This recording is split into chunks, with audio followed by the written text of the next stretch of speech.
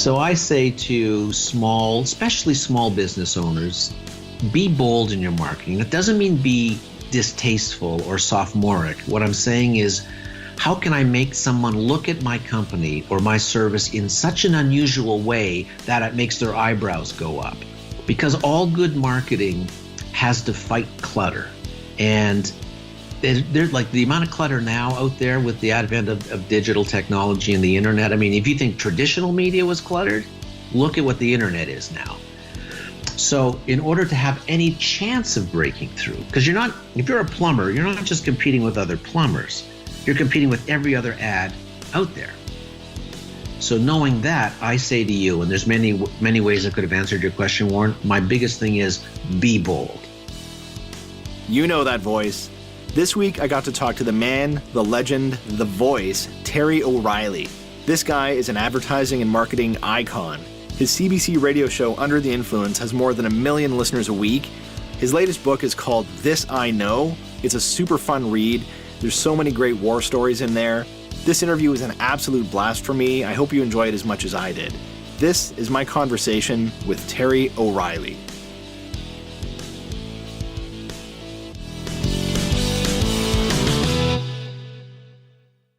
Hey, how you doing?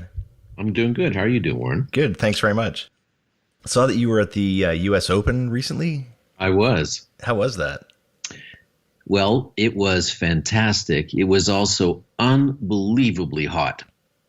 I don't know how the athletes performed in that kind of temperature, because it was 96 Fahrenheit, because it was in Fahrenheit in the U.S., of course. 96 Fahrenheit at court level, and the humidity was off the charts. We almost couldn't stand sitting there, let alone, doing, high-level tennis.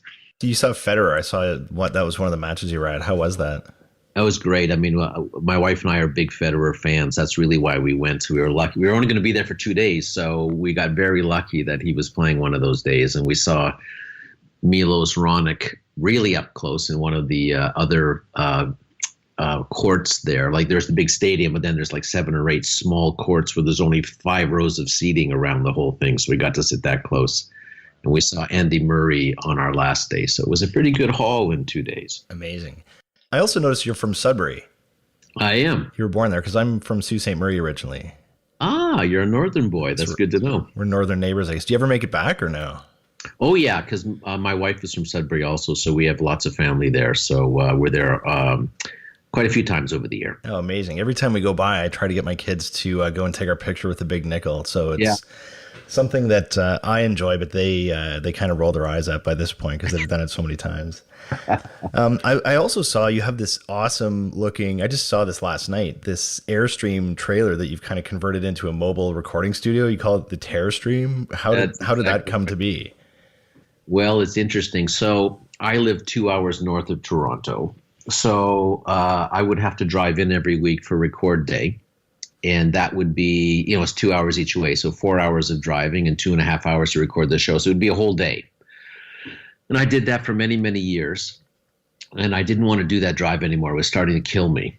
And I've always loved Airstreams. No, I'm not a trailer guy. Like, I wouldn't go trailering, but I always loved them as a brand. And I love the look and the vintage quality of it and the silver aluminum, look of an Airstream. So one day my wife said to me, "Could you build a studio in an Airstream?" And I went, "Yes." And so I started the search to find a vintage 60s era Airstream. And then once I found that, I did a bigger search to try and find somebody who could restore it, both outside and inside. I need somebody who knew how to create a studio, because there's lots of applications of, sound, etc. And I surprisingly found the perfect guy who had done trailers for celebrities and Hollywood studios and things of that nature. And he lives in Nova Scotia. He's a transplanted Californian. So I hired him. I pulled it out there to Nova Scotia, left the trailer with him for a year, and then went to pick it up. And Warren, it is the most beautiful studio. I want one now.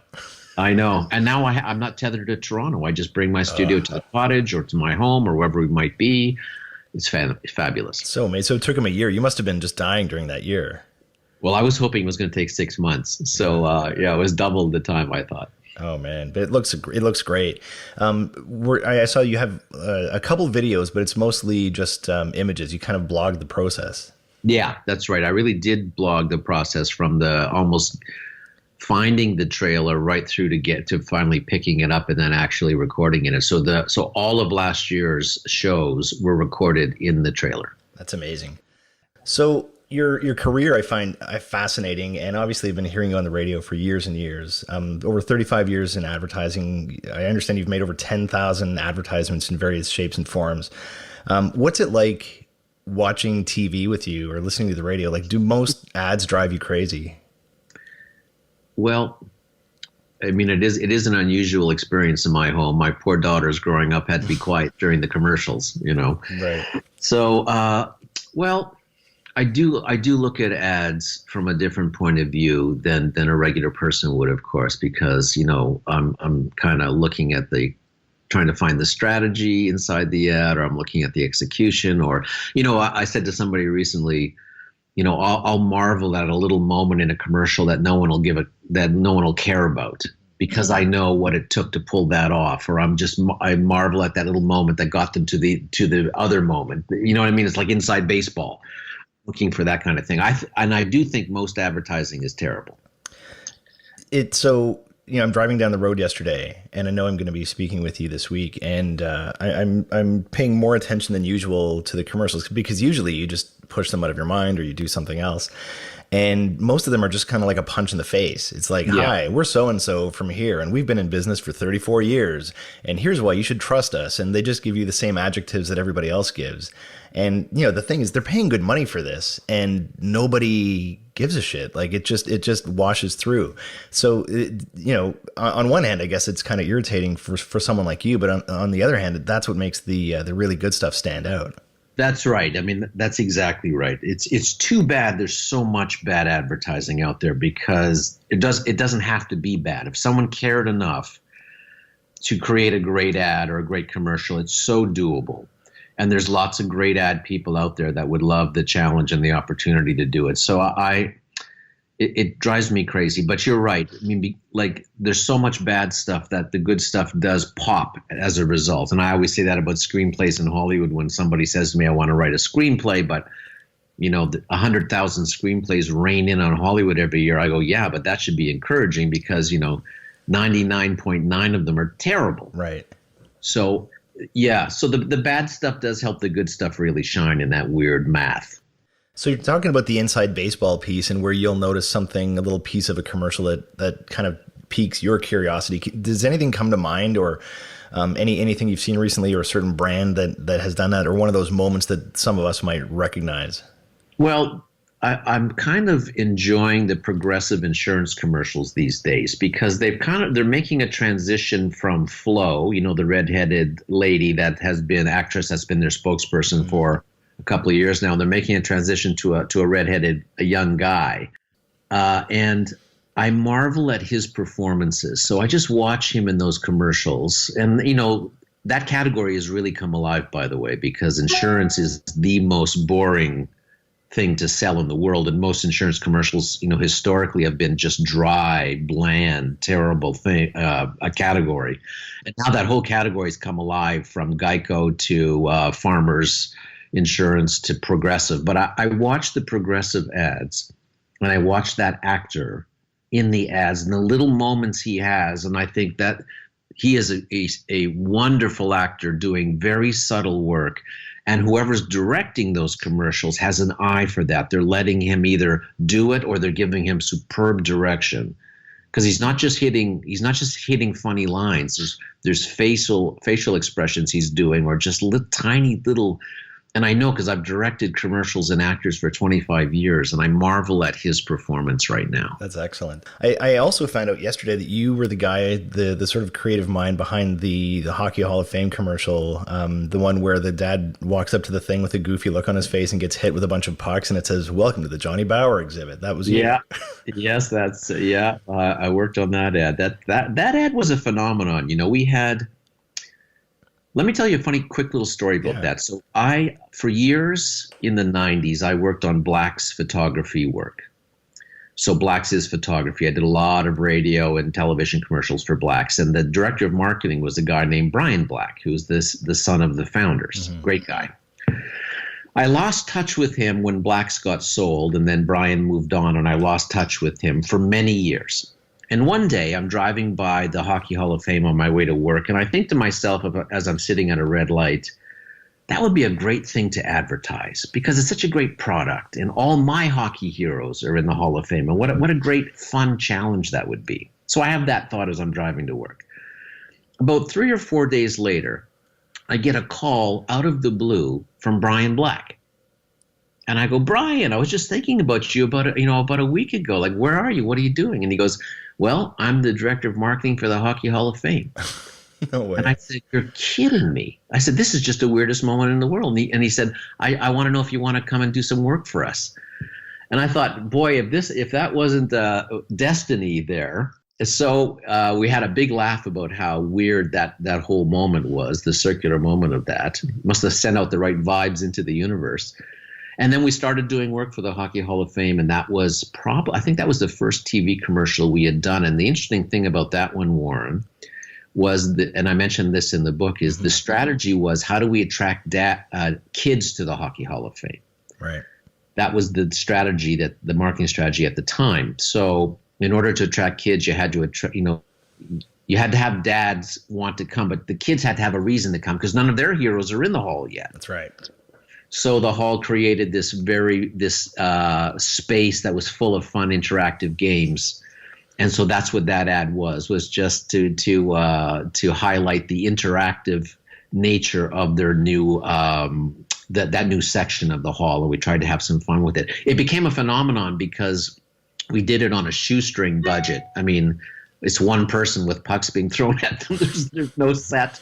There's no anything on that if you look at it. And it was a whole bunch of things started to happen once that commercial started to air. First of all, we started to get enormous, wonderful feedback from people who were loving it.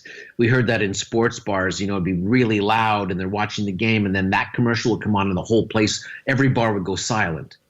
Watch it, laugh hysterically, and then go back to being noisy again. And then they started to air that ad in in arenas, NHL arenas on the big screens, and the crowds would go crazy. And then busloads of kids started showing up at the hall. They start lining up before the doors opened at 9 a.m. Like it was this huge, one of those, the power of marketing and the power of an idea. But I remember that commercial vividly the first time I heard that. That was, I saw it on TV and it would just seem so fresh to me.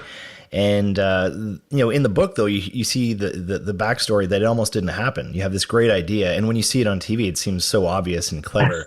But it was, the client, it was so different. And they're like, well, we don't have a Johnny Bauer exhibit. And, right. This guy's getting hit in the face. Like, we were not sure that. So it how frustrating is that when you realize you've got this home run of an idea and you can't convince the client or it's difficult to?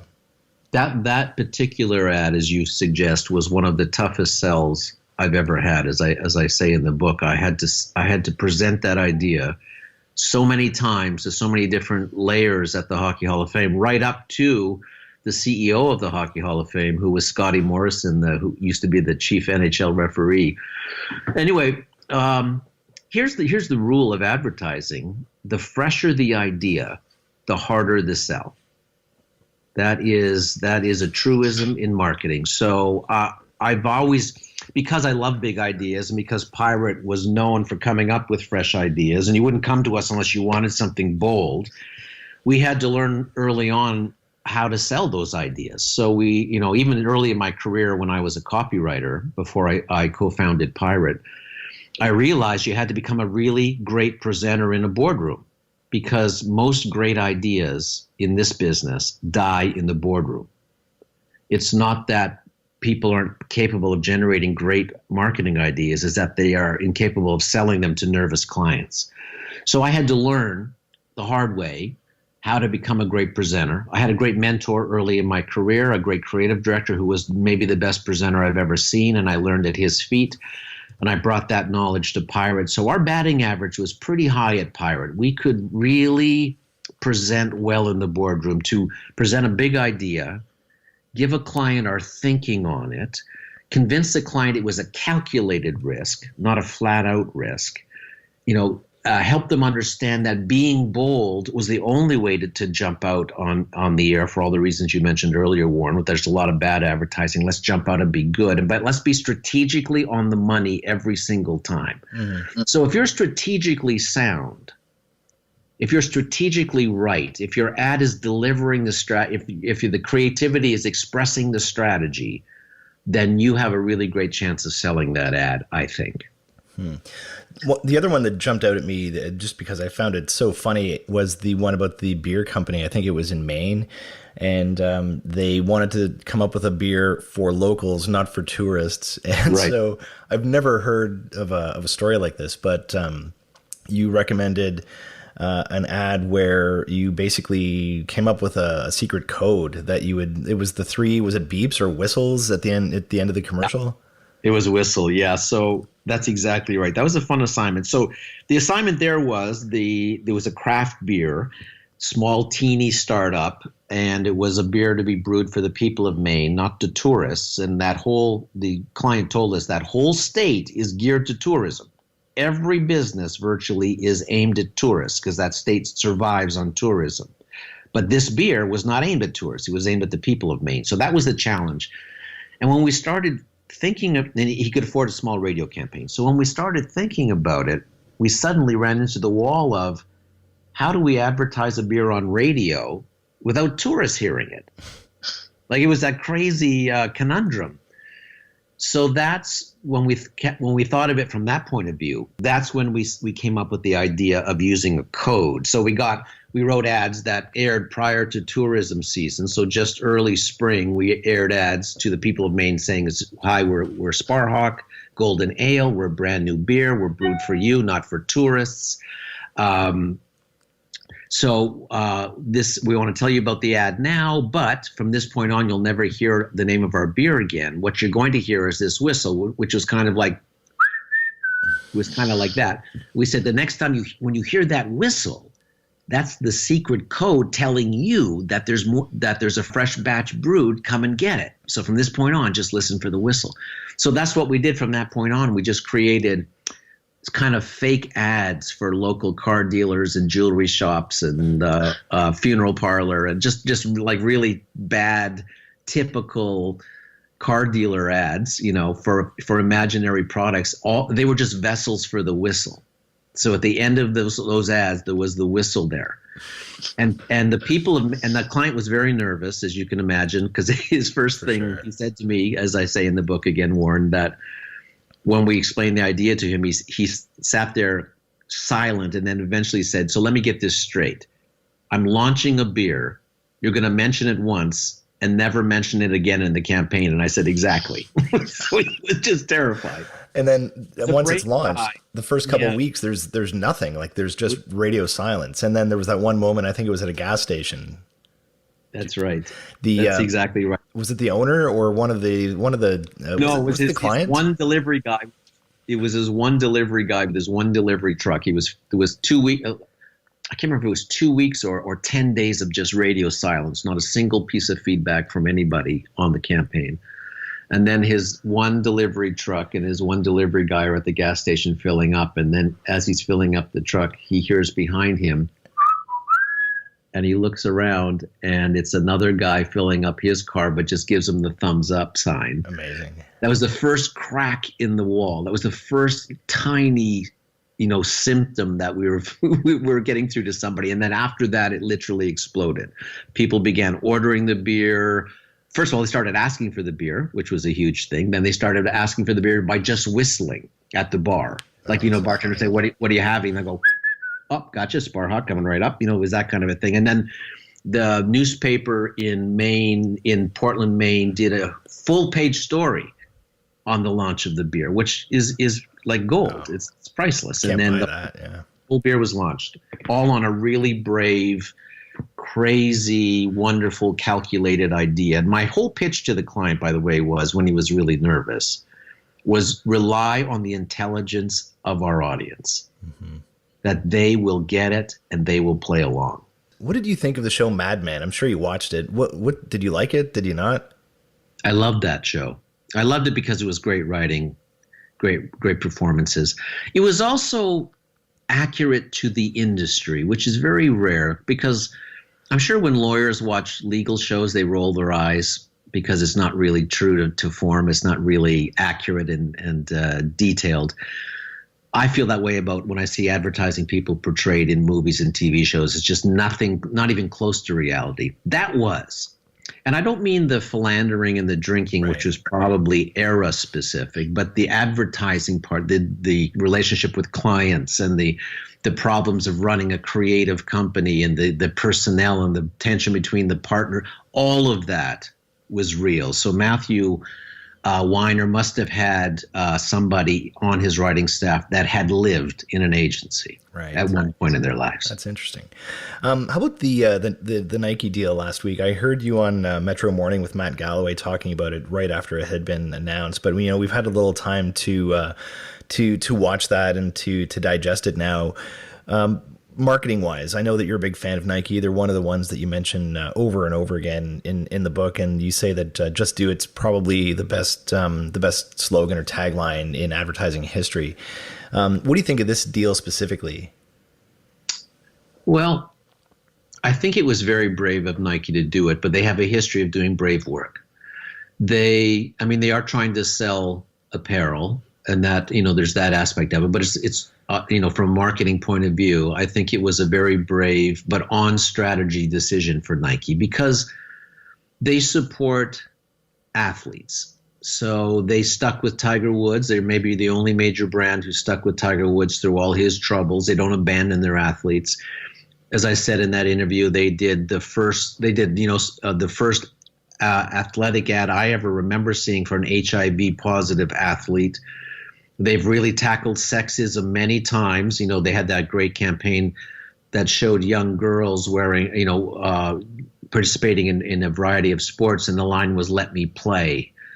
And they tackled ageism. Like, they've tackled big social issues, so they're no stranger to that. This was different because this is also political. I did an episode recently about how brands have had to become political now because people are demanding to know which side of the fence a brand falls on before they'll spend their money with them now. So brands have had to declare themselves for the first time, as I said, in 116 years. Mm-hmm.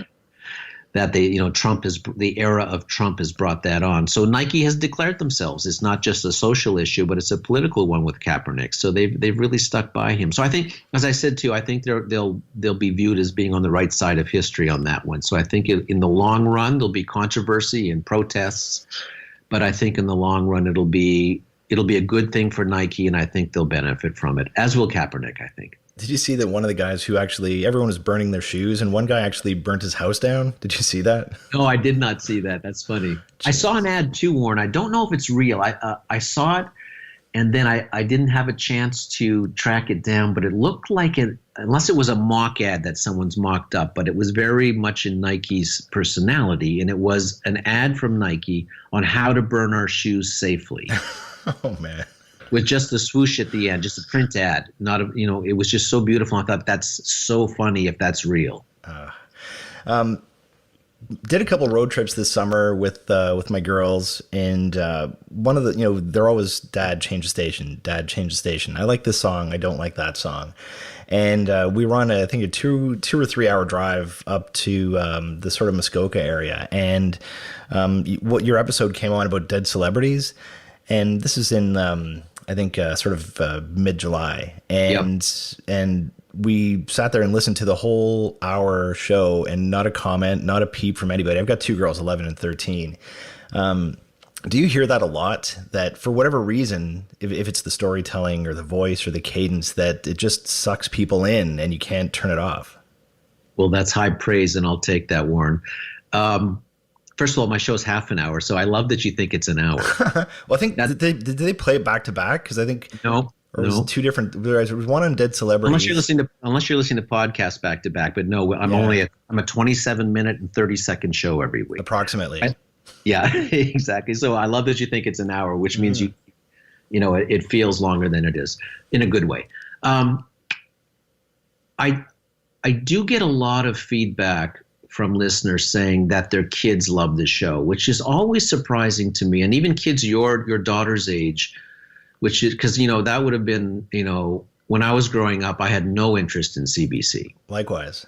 Like I was I wanted to hear music. If I was in the car, I wanted to hear music. So I had no interest. Although my parents were big CBC and still are big CBC listeners, it still didn't permeate my life for many, many years. So I'm always shocked to hear that. And even when I, go out on book tours or go on, speaking engagements and there's a lot of listeners in the audience, they'll bring their kids with them and I'll meet them and I'll just be so amazed that they have any interest in the show. So I think, I don't know what it is, Warren. It's hard to analyze it. I would say it's the storytelling. And that doesn't come easy, right? Like I as I'm listening and, I've been producing, I've been, writing for years and years and years and just getting into audio in the last 6-7 months or so. And, even a simple interview show like this, I was mind boggled at the amount of work that goes into it, into the editing and the music and making it sound right and just, lining things up. And then as I'm listening to your show, I'm like, oh my God, I can't even imagine how many hours goes into each episode. Well, you know what?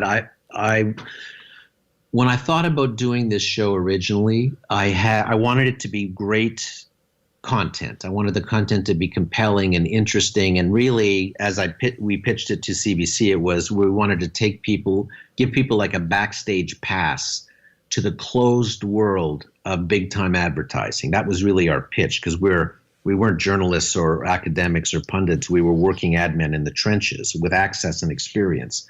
But what I also wanted the show to be was to be sonically interesting, because I'm a studio guy. So I wanted it to be, not just an interview show. I don't even do interviews on my show. It's just me telling stories. But I wanted it to have music, sound effects, clips, commercials, little acting moments. I'll bring in actors to do little bits for me every once in a while. But I have a lot of elements in the show. I wanted it to be sonically interesting as well as compelling content.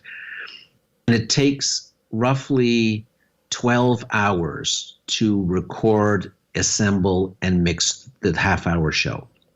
Wow. And you can really hear it. And even the cadence, I've mentioned that a couple times, but when I'm listening to your show, you have a different cadence or flow or sort of timing than you do, for example, as we're chatting now. Is that something that you've always had? Is that something you've cultivated over time? Is that something that was modeled after anybody else? It wasn't modeled. You know what? I get asked that quite a bit. And even when I give talks, people say, you sound different than you sound on the radio. And I think what it is I have a narration gear that I just slip into. It's not studied. It's not practiced. I'm not even aware of it until people point it out. So that's what it is. That's all it can be, is I have a narration gear when I have a 25-page script in front of me. I get into a certain gear and I read it. When I'm chatting with you, it's a different cadence, and we're free flowing and freelancing and having a conversation. So it's a different tone for me, but that's all it is. Is just, I think I slip into a narration gear. I was going to call it a persona, but that's not. Yeah. So calling it a gear is perfect. A persona feels like it's created, and I can tell you truly, Warren, it's not that. I never thought of it in those terms. Mm-hmm. But it's almost hypnotic when you combine that with the stories. It's very compelling radio. And I was also one of the things I love to do is scroll through not only people's content but also through their comments. And I don't know if you ever do that, because the internet can be an awful place sometimes. But you are almost universally loved by people. I can't think of that many individuals in the media who have that they resonate with the audience that way. And unless you're seeing something different than I am. And is that, again, like, what's the secret ingredient there? Boy, first of all, I don't read a lot of those comments. I did in the early days when it was all new to me. I don't do it too much anymore. My wife, who produces the show, really looks over all the feedback. She'll send me feedback that if someone's asking me something, I'll always answer. And that's a huge part of what we do, by the way. Answering emails from listeners is like a full-time job. We get so many of it, and we always want to be responsive. but I will only see the stuff where people are asking me something. So it's a weird thing. I don't want to see too much of the stuff where people say, we love you, you're great. Nor do I want to see the stuff that say, we hate the show and hate you. And I don't want to see it because it gets inside your head. So I really don't read a lot of it, but I answer every question sent to me. Oh, that's great. If you know what I mean. That's the balance I try to strike. Okay.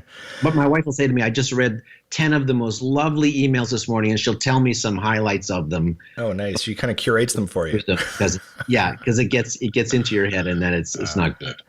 I don't know if this fits under the banner of advertising per se, but I'd like to get your thoughts on the Scotiabank's $800 million purchase of the naming rights of what used to be the Air Canada Centre. And if you drive by, like I did the other day, you can actually see the old, one of the things is, when Blockbuster goes out of business or Sears goes out of business, I think they should save a couple dollars just to pressure wash the grime off because I think that's the worst image in business, is to just have your name outlined in dirt on a brick wall, just signifying that you failed and went out of business. But for this one, what are your thoughts? Is this a good investment? Is this money wasted? That's a very good question, Warren. I mean, that whole naming rights thing has become so popular this century, more so than it has. I remember working with Bob Newhart once, and we were chatting between takes, and we were talking about how many times he had performed in Toronto over the years. And he said, "I just love the O'Keefe Center." And I said, "Well, that hasn't been called that for forever. It's called, at that time, it was called the Hummingbird Theater." And he said, "What? They've renamed that after all?" Like, he was so devastated that this theater he has performed at probably since this, I don't know how long O'Keefe's been around, probably since the 60s. And it was a big part of his touring life, and he was devastated to hear that it had been renamed. So naming a place has impact, and it has even Rogers Center. I still call it Sky Dome. I think a lot of people still do. So it's hard to erase a name that has been planted. Even my show, my show used to be called The Age of Persuasion, and then we changed the name to Under the Influence for various reasons. But still, people will come up to me and say, "I listen to Age of Persuasion every week." And I'm like, we haven't been called that for 9 years.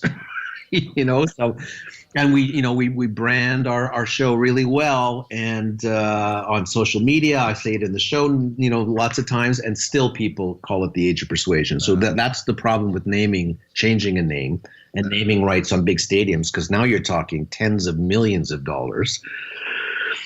It all comes down to, will people? It's just it's just having people say the name over and over again, Scotiabank, Scotiabank, Scotiabank, and then hopefully that seeps into their consciousness, and when there's a time to make a decision on a bank, that they'll at least consider that brand. I mean, that's all a naming right is. It's just a big stationary ad. It's just right? $800 million. I think of all the things you could do, even if you just invested it at some modest interest rate. I think the ROI. So that's just me. So you're giving a talk on September 27th in Huntsville at the Algonquin Theater. And most of the talks you give are to private audiences, but this one's sort of open to the public. And I think, if I recall correctly, it's geared toward small business owners. What can they do on limited budgets to enhance their marketing? Is that the basic gist of it? First of all, yes, most of the talks I do are to conferences. So they're like closed events. It'll be a marketing conference for, the Dairy Association or, whatever industry. So the public really doesn't get a chance to come in. But every once in a while, I'll do one for the public. And that is what this is. I called the show Mixing Business with Pleasure. And what I'm doing that night is it'll be split into 3 pieces over 2 hours. The first piece is I'll be talking about how to market a small to medium business, really playing, Warren, off my latest book. In other words, how if you don't have a high priced ad agency on speed dial, how do you market a small to medium company? If you don't have a big budget, what do you do? What thinking do you apply to it? So that'll be the first part of the evening. So that's for business owners. The second part of the evening's for just fans of the show. So I'm going to move from the podium to an easy chair, and I'm going to tell really fun stories war stories from my career in advertising, kind of like what we've been talking about today, like Sparhawk and all those great stories, and many, many other ones too. And then at the last part of the show will be a great Q&A with the audience, which I always love. I always love to hear and talk to people about their marketing, or talk to fans or listeners of the show. So it'll be that kind of an evening. So it's a mix of business for business people and pleasure if you're just a listener of the show and want to come out. That's excellent. And where can people get tickets for that? They can go to the Algonquin Theatre website. So if you just Google Algonquin Theatre, Huntsville, Ontario, you'll find all the information there. Okay. As I'm reading through the book, I'm circling and I'm writing. My daughter's like, "Well, why are you writing in your book? You're not supposed to. You're not supposed to write in your book." But there's so many little interesting quotes. One of the ones I loved was, "People don't buy 3/4-inch drill bits; they buy 3/4-inch holes." Yeah. And another one was, and the elevator pitch is, everybody knows what that is. But over the years, the elevator pitch has been, it's almost gotten a bad name. And you say that your elevator pitch is a core piece of your business, and that it's not just an exercise in clarity, that it's also a detonator. What do you mean by that? I'm a big fan of elevator pitches because I think it forces you to distill the essence of your company, or the essence of your product, or the essence of whatever your campaign is. In other words, if you can't sum up an idea or the mission of your company in a sentence, you probably haven't nailed it.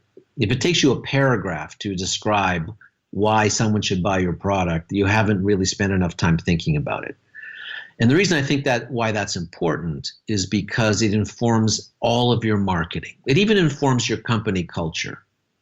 So I'm a big fan of learning how to develop an elevator pitch, because it's not just isolating the main thing that makes you unique. It's also expressing that in vivid language. So, my favorite one that I mentioned in the book is for Wired magazine. When the founders of Wired were looking for funding to get their magazine off the ground, they walked into a venture capitalist meeting with some very hardened, venture capitalists sitting around a table. And they basically said to these people, "Why should we invest in your magazine? Why does the world need yet another magazine?" And Wired, the editorial slant was to track the trends in entertainment, design, and technology. And they could have said that, as that was their reason for being. But what they said was, "We want Wired magazine to feel like it was mailed back from the future." And I think that's the best elevator pitch I've ever heard, because the language was so vivid and so visual, and it showed the venture capitalists that these people had a vision, and that they, in a moment you could envision what the editorial slant and the unique nature of that magazine was. And the capitalists around the table said, "How much money do you need?" Like, that was the next beat in the meeting. That's how powerful that elevator pitch was. So I think it detonates interest. You can, as I said, you can criticize an elevator pitch because it's a single sentence. In other words, you're leaving too much on the table, that there, a company or an individual or a product is more multifaceted than a single sentence. But to me, it's the essence of that product or that company. And then it's so interesting, that elevator pitch is so interesting that everybody leans in and wants to know more. So that's what I mean when I say it's a detonator. It detonates interest. What would be your biggest tip for small business, solopreneurs, those small businesses that we've been kind of knocking because of their bad advertising, the local lawyer, the local plumber? If you could just give them one idea, what would that be? I would say be bold. I think that most advertising is just is boring and bland, that it's not exciting, that there's not a lot of creativity in most advertising. It's just a litany of facts and selling prices. So I say to especially small business owners, be bold in your marketing. That doesn't mean be distasteful or sophomoric. What I'm saying is, think in a different realm, recalibrate your thinking. What's the most, creative way I can express my company? What's the most surprising thing I can tell a potential customer? How can I make someone look at my company or my service in such an unusual way that it makes their eyebrows go up? Because all good marketing has to fight clutter. And they're like the amount of clutter now out there with the advent of digital technology and the internet. I mean, if you think traditional media was cluttered, look at what the internet is now. So in order to have any chance of breaking through, because if you're a plumber, you're not just competing with other plumbers, you're competing with every other ad out there. So knowing that, I say to you, and there's many ways I could have answered your question, Warren, my biggest thing is be bold. Do you think we're living through the death of the TV ad with the advent of, PVR and recording shows and fast forwarding through? Do you think the TV ad 5 and 10 years from now is going to be dead? It's such a hard one to know. Crystal ball questions always scare me because you make a grand prediction and then a week later you're disproven. I don't know if it will. There's a lot. I mean, with the advent of Netflix and a lot of services like that, there's a lot of people not cutting the cord and not watching network television anymore. But I think if you look at the money the Super Bowl generates, sports is a great place because not many people tape sports. You watch sports live, so there's a lot of opportunity for advertising to live inside that environment. I always thought it was interesting that Steve Jobs, who I thought was the smartest marketer of our generation, when he advertised Apple, he spent all his money on television and billboards. And I thought that's a very interesting decision from a guy leading the digital revolution, that he really didn't advertise much online, but he put it all on television. Movies, when you're breaking a movie, it's a movie trailer, and yes, they live on YouTube, etc. But a big chunk of that marketing money is going into television. So it has its place still, I think. And maybe it's just with a generation. Maybe what you're suggesting is once, boomers or millennial, what's the oldest millennial now is in their late 30s. Once they get older, maybe that will be the transition point. I'm curious, what kind of mic do you use? A Sennheiser, I think it's a 415 shotgun. Is there a story behind that, or why did you choose that one? At Pirate, at Pirate Radio and Television, the company I co-founded, we had 4 studios, actually 6 studios in Toronto. We had 4 main studios and 2 production studios, and then I had 4 studios in New York City. So we had lots of studios and lots of mics. All kinds of mics. And the one that I seemed to sound best on was a Sennheiser shotgun. Just, I don't know what it was. Even Bing Crosby, I remember reading years ago, found a mic somewhere in his travels that just the sound it was able to capture on that particular microphone. He only used that microphone from then on for all his recordings. I think he had it plated in gold or something, and then that was the mic he used. So different people sound different on different mics. It's just voice quality, how much push you put behind your voice, the room you're recording in sometimes. But that mic, just for whatever reason, works best for me. Very nice. And you're a big podcast fan, I understand. And yep. I saw somewhere, I can't remember where, but you mentioned that your favorite one right now, I think, is the one with Alec Baldwin, Here's the Thing. Is that correct? Why is it, what is it about that one that you enjoy? I'm a fan of Alec Baldwin because I think that guy is an alien. He's like a Renaissance man times 100. I don't know where he's got his, I think he's got 3 or 4 kids that are all under 5 years old. He used to do TCM movies. He's the voice of the New York Opera or Symphony Orchestra. He does movies. He has a television show. He does a podcast. I don't know how he does it all, but he's a very funny guy, and he's a very bright guy, and his interviews are terrific because he's confident. He interviews a spectrum of people from the arts and politics, authors, actors, singers, writers, and he's fearless. And I kind of like, and he's funny, and I kind of like that about him. And I love his show. So I never miss a single podcast of Here's the Thing. I also listen to How I Made This, which I think is a great show, kind of a kindred spirit to our show, where they interview founders of companies about how they built their companies, which I'm endlessly fascinated by. And I'm listening to Slow Burn right now because I'm a Watergate fanatic. And the first season of that was all about Watergate. The second season is all about Clinton and Monica Lewinsky, and they're making parallels to Trump without ever saying it, which is fascinating to me. So lots of good listening out there. Have you listened to Malcolm Gladwell's Revisionist History at all? You know what? I have not yet. I'm a big fan of Malcolm.